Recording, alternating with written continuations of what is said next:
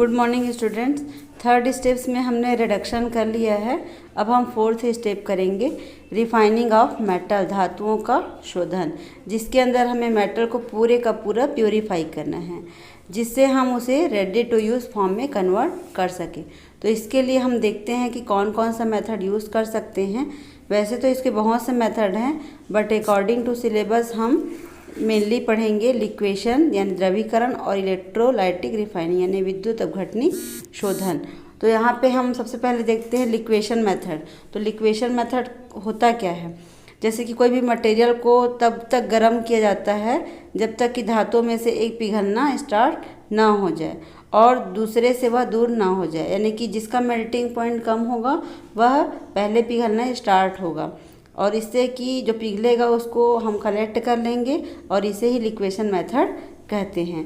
तो आइए liquation method के ऑपरेटर्स के बारे में जान लें। लिक्वेशन मेथड के ऑपरेटर्स के बारे में देखते हैं। यह एक स्लोपिंग हर्थ है, एक स्लोपिंग भट्ठी है, जिसके अंदर आप देख रहे हो कि फायर है। ऊपर में यहाँ पर मेटल है। हर्थ को नीचे से हीट कर रहे हैं तो क्या होगा, In this the metal is placed on a hearth and is heated from below. As a result metal melts. उसका जो मेटल होगा वो मेल्ट हो जाएगा एंड फ्लो डाउन, और फ्लो करने लगेगा। क्यों?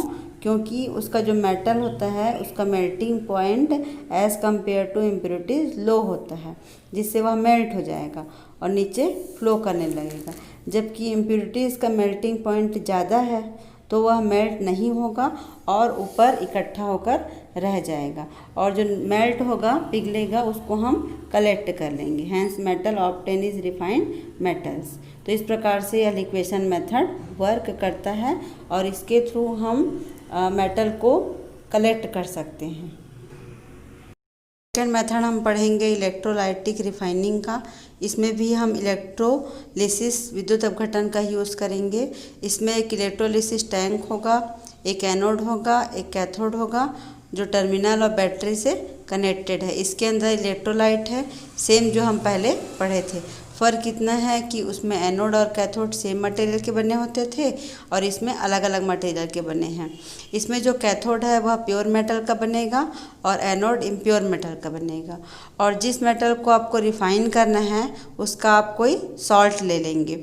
अब जब इलेक्ट्रिक करंट पास करेंगे तब वह डिसोसिएट हो जाएगा और टूट जाएगा, और आयंस अपने अपोजिट पोल्स पर माइग्रेट करेंगे, जैसे कि पॉजिटिव वाला जो है कैथोड पर और निगेटिव वाला एनोड पर, और वहाँ पर रिस्पेक्टिव रिएक्शंस होंगे। जैसे कि हम देखते हैं कि ए पॉजिटिव वाला कैथोड पर गया तो पॉजिटिव मीन्स इलेक्ट्रॉन उसने दिया, तो ए पॉजिटिव जो है उसने इलेक्ट्रॉन दिया। उसी तरह से जो बी वाला है वह एनोड पर जाता है तो उसने इलेक्ट्रॉन लिया, जितना लिया था उसने वो वापस दे दिया। तो इस प्रकार से ए वाला जो है वो कैथोड पर gain of electron means reduction होगा, और बी में एनोड पर lose of electron means oxidation होगा।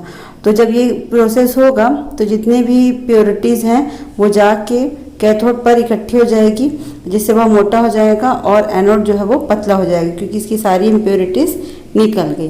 तो इस प्रकार से यह प्रोसेस होगा इलेक्ट्रोलाइटिक रिफाइनिंग का। इसे आगे समझने के लिए हम एक एग्जांपल के थ्रू समझ लेते हैं कि जैसे कि कॉपर है, कॉपर का कैसे होता है।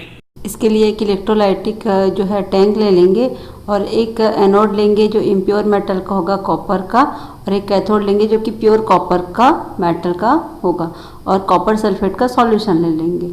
तो हमने यहाँ पर कैथोड के रूप में लिया है प्योर कॉपर का मेटल और एनोड के रूप में लिया है इम्प्योर कॉपर का मेटल, और इलेक्ट्रोलाइट के रूप में हमने लिया है कॉपर सल्फेट का सॉल्यूशन। अभी इसका जब रिएक्शन कराएंगे तो कॉपर सल्फेट जो है डिसोसिएट होकर अपने आयंस कॉपर 2+ और सल्फेट 2- आयन में डिसोसिएट हो जाएगा, टूट जाएगा।